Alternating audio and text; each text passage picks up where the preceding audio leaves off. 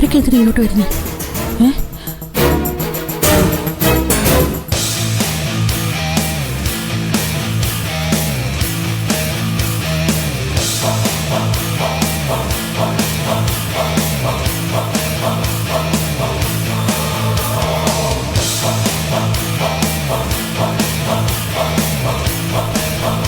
എന്താണ് ഇത്?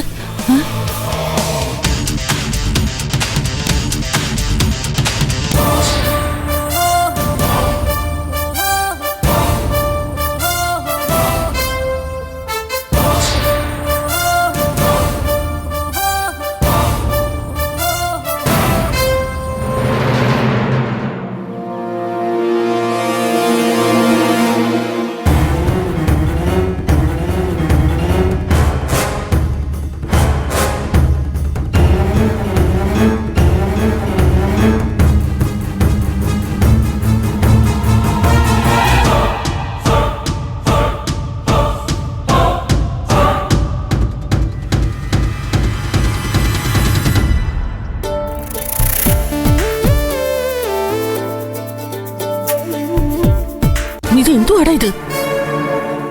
ആ സ്ത്രീ എന്തിനാ മറ്റവനെ അവിടെ കയറ്റി നിർത്തിയിരിക്കുന്നേ? അതെന്തെങ്കിലും ആവട്ടെ അമ്മേ, നമുക്ക് സത്യന്റെ കല്യാണം നടന്ന പോരെ?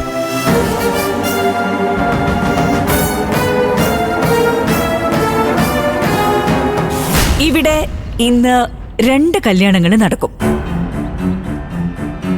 ഞാൻ ഇന്നലെ സംസാരിച്ചപ്പോ പറഞ്ഞിരുന്നില്ലേ, ഈ വരവില് ഇന്ദുവിന്റെയും രാഹുലിന്റെയും കല്യാണം കാണാൻ ഞാൻ ആഗ്രഹിച്ചിരുന്നു.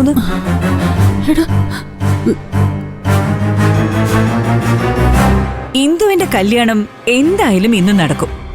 അപ്പൊ പിന്നെ ഇതേ വേദിയിൽ വെച്ച് എനിക്ക് വേണ്ടി രാഹുലിന്റെ കല്യാണം കൂടി നടത്താമെന്ന് തീരുമാനിച്ചു. ഇവരെന്തൊക്കെയാ പറയുന്നേ? അങ്ങനെ ഈ വരവ് കൊണ്ട് ഞാൻ ആഗ്രഹിച്ച കാര്യം രാഹുലും അവന്റെ അച്ഛനും അമ്മയും കൂടി ചേർന്ന് എനിക്ക് സാധിപ്പിച്ചു തരാൻ പോവാ.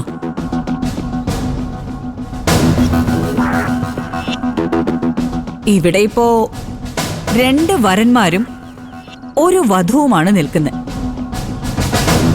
ഒരു കല്യാണ പെണ്ണ് നിങ്ങളുടെ കൂട്ടത്തിൽ തന്നെയുണ്ട്.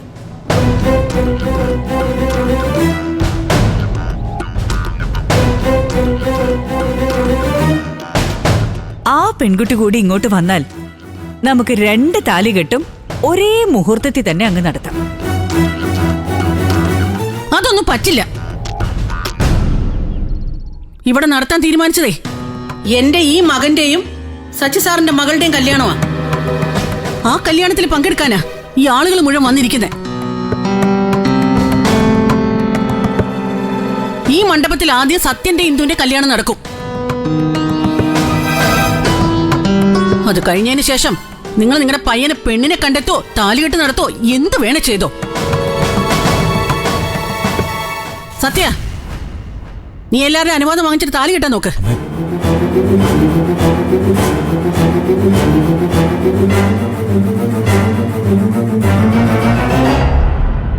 ഞാൻ നിങ്ങളുടെ എല്ലാ അനുഭവത്തോടു കൂടി ഒരു പെൺകുട്ടിയുടെ കഴുത്തിൽ താലി കെട്ടാൻ പോവാ. അത്രേ ഉള്ളൂ. ആ പെൺകുട്ടി ഇന്ദുവല്ല.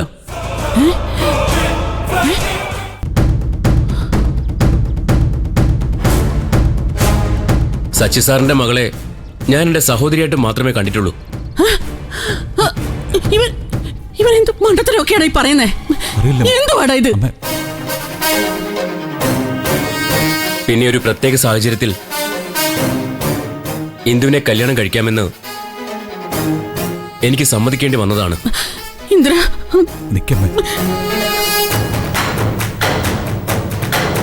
നിങ്ങൾക്കൊക്കെ അറിയാലോ, ഒരു കല്യാണം കഴിച്ച് പരാജയപ്പെട്ട ആളാണ് ഞാൻ. അതിനുശേഷവും എന്നെ സ്നേഹിക്കാനും അംഗീകരിക്കാനും മനസ്സ് കാണിച്ച ഒരു പെൺകുട്ടിയുടെ കഴുത്തിലാണ് ഞാനിന്ന് താലി കെട്ടാൻ പോകുന്നത്.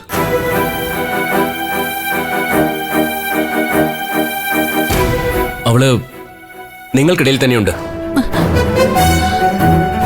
ആരാ അത്?